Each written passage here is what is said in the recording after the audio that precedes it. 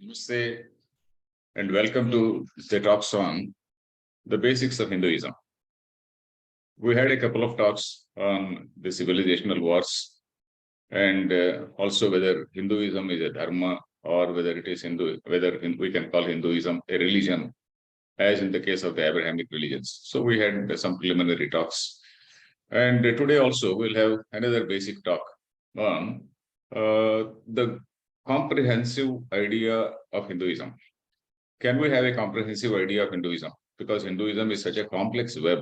If you see, anybody can be a Hindu. Anybody can be a Hindu means somebody is reading Ramayana. He reads Ramayana only and he doesn't do anything else. He is also a Hindu. Somebody is there who believes only in one God. He is also a Hindu. Somebody says, yes, Paramatma is there somewhere in heaven, and then he is the person who is ruling. He is also a Hindu. Somebody believes in too many gods. He is also a Hindu. And somebody believes in a God who has got a name and form, somebody like Rama, Krishna, etc. He is also a Hindu. Somebody believes in a God who is a Nirguna Nirakara. That is somebody, God cannot have any name and form. God cannot even be a person. God, it seems, even God has to be something else. It cannot be a person because as a human being, you are visualizing God as a human being. That is some anthropomorphic vision, as we call it, say anthropomorphic view of God. So that is something which is natural.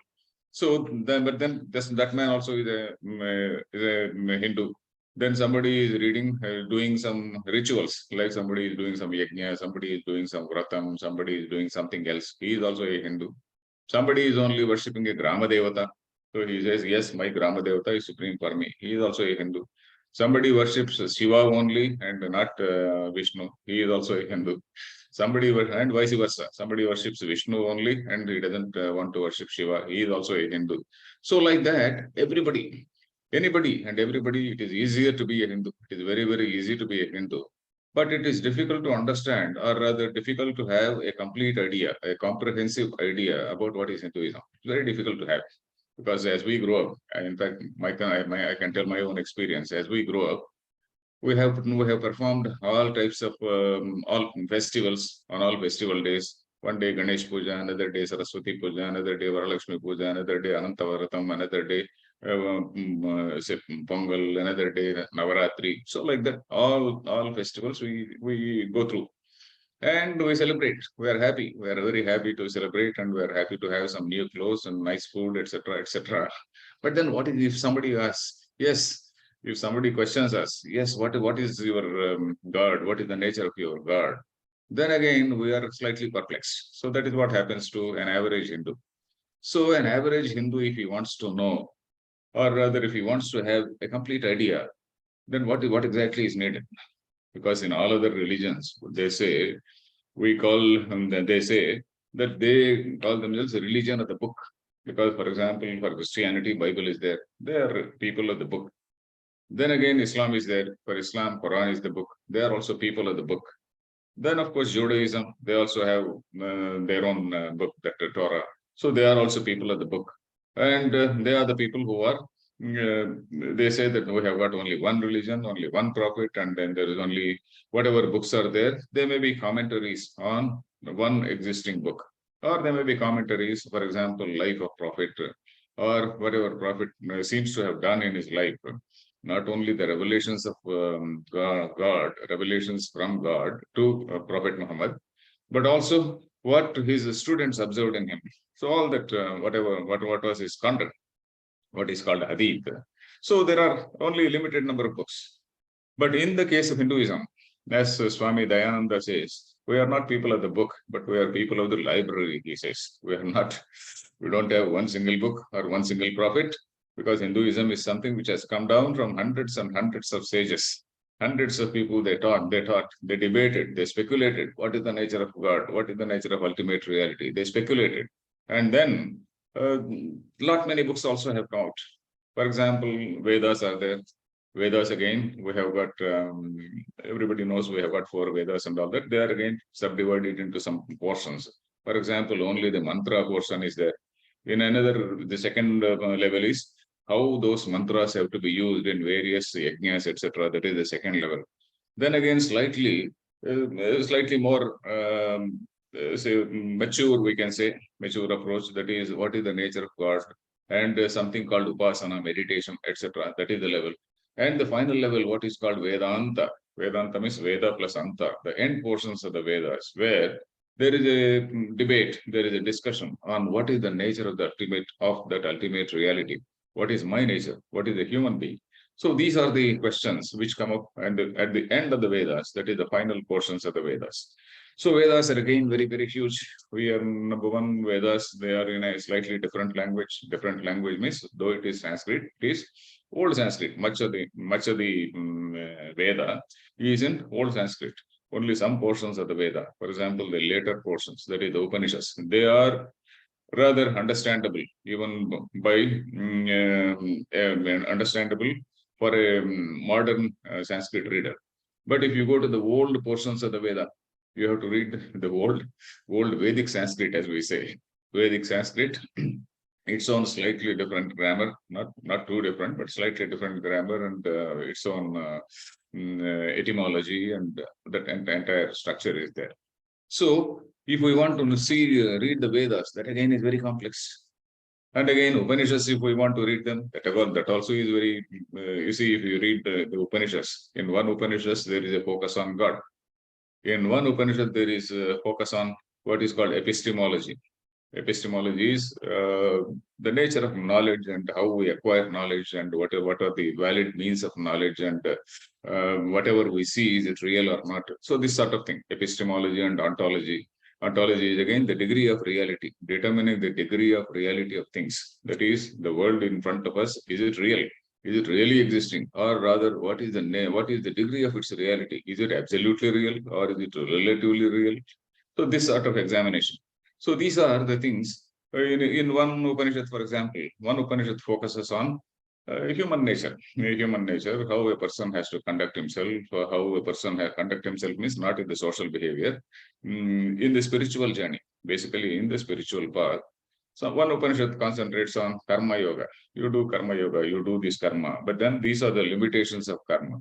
When you are doing your activities, when you are doing all these rituals, etc., what should be our attitude? What should be our approach to those things? Are we doing it from the point of view of acquiring some benefit? Benefit means, I want swarga, I want money, I want power. So this sort of thing, are we doing like that? Or are we doing it as something which is told in the Shastra? Yes, you are supposed to do these duties. For example, you are supposed to give food to guests, or Deva Yajna. You are supposed to worship gods. You are supposed to give food to animals. You are supposed to do this. You are supposed to study the Vedas. You are supposed to do various other things. So, are we doing it for getting some punyam, what is called punyam, or spiritual merit, and then get some higher benefits like going to heaven, etc.? Or are we doing them as a matter of duty? Yes, this is the thing which this Shastra says, and then it is my duty to do that. So I will do that. So if are we doing it in that mode? In that mode means it is called karma yoga. That is not desiring the fruit of it. Anyway, you will get the fruit. That's a different thing. You are not desiring the fruit. Karma yoga is again a very complex subject. I will tell you later. That can be another talk, because karma yoga many people misunderstand that we have to go to some office, do some job, and then we should not claim paycheck or something like that. That is not karma yoga. Karma yoga is only with respect to various activities which are told in the scriptures. For example, a yajna has to be done, some other vratam has to be done, something else. For example, there are certain compulsory activities for every human being. So these are things which are to be done, either desiring the punyam or not at all desiring any punyam, just as a matter of duty. So this is the two types of approach. So one Upanishad, for example, concentrates on that. Another Upanishad concentrates on what are the limitations of Swarga, etc. Another Upanishad concentrates on some other thing like upasana, meditations, etc. So like that, Upanishads, there are lot many Upanishads. They give, and also some Upanishads, there are they exclusively concentrate on or talk about yoga, yogic practices, etc. So there are yoga Upanishads, there are some other Upanishads. So studying Upanishads and trying to have an idea of Hinduism also is again a very complex process. But if you want to have a comprehensive picture in one place. So what exactly should we read? So the answer is everybody has accepted that it is the Gita only. The Gita only. Gita means the Bhagavad Gita. The Bhagavad Gita is the only text which is supposed to have a comprehensive picture, to give a comprehensive picture rather. For example, if you have a picture where the number of pixels is very limited, then the picture is very hazy and then we can't get the complete picture. Suppose not a great resolution, but if the number of pixels is quite large and the image is very nice, the great resolution is there. So if the greater the resolution, the more you get attracted towards it more. So Gita is one book which shows that complex reality, or rather all the ideas which are mentioned in the Upanishads. It presents in a very easily understandable form. Of course, Gita, again, we should not say it is a very easy text. But compared to the Upanishads, compared to study of Upanishads, Gita is a it makes an easy reading. And that too, we have to read from a teacher. And again, we have got various other texts like Puranas, Itihasas. Purana means various other what we call mythological stories. We have got Agni Purana, Kurma Purana, Shiva Purana, Skanda Purana. There are 18 famous major Puranas, and there are some other minor Puranas like that. What is the place? Where are we supposed to keep them? Are we supposed to take them as on par with Gita, on par with the Upanishads, or what is their place? And again, we have got Itihasa, for example, Ramayana and Mahabharata. What is their place in the overall structure of things? And there are other books like Dharma Shastra, for example, Manusmriti, Parashara Smriti, Shankar. There are so many Smritis, at least people have listed out at least 100 Smritis. So all these Smriti, what we call is somewhat like a code of law. So partly code of law and partly some smritis, they are like codes of law. Some other smritis, they don't go into that legal aspect of it. That is the human relations and then vyavahara aspect of it. They only concentrate on how a human being has to behave in society, etc. So what is the place of the smritis? So all these things we come to know, we will have a general idea only when we read Gita. So that is the thing, that if we do not read Gita, we will not have a comprehensive idea of this complex picture called Hinduism. Because Hinduism is a sort of complex web. As that Swamiji said, we are people of the library and not people of one book. So we can't read the whole library. But then we should know where to place it. One Purana is there. So that is not the ultimate thing. Somebody says, oh, Lalita Sahasram, you read Lalita Sahasram, that is enough. Yeah, that is enough. If you understand the meaning of Lalita Sahasram, every word of it, the philosophy, what is the philosophical, what are the connotations, etc., that is enough. The whole Vedanta is contained in that. Similarly, Vishnu Sahasranama, the entire Vedanta is contained in that. Shiva Sahasranama, the entire Vedanta is contained in that. So Vedanta itself, if we want to have a clear idea, if we want to have an idea about what is God, what is a human being, what is this universe, and what is my relationship with the universe. So if we want to know this, we have to read the Gita. The greatest benefit we get from the Gita is not punyam.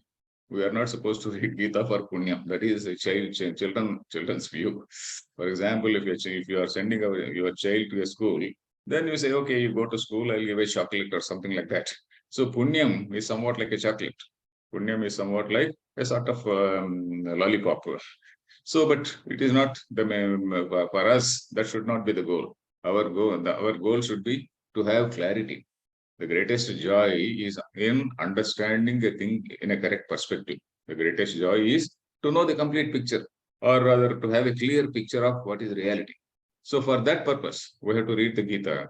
And then we will, in this context, we will have some more talks on the Gita, very brief talks, so that what exactly it says, what is Karma Yoga, what is Bhakti, etc., etc. We'll try to have. So right now, for the time being, we can know that this complex web of what is called Hinduism can be known.